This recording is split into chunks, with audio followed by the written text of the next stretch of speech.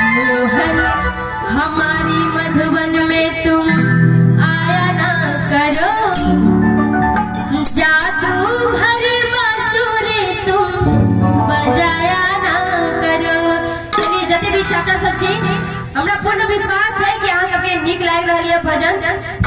चाचा सब छी, अगर ताली बजेबे तो बहुत ही बढ़िया लगते। सब कोई मीठे मीठे ताली से कहे, मोहन हमारी मधुबन में तुम आया ना करो, जादू भरे बांसुरी तुम बजाया ना करो।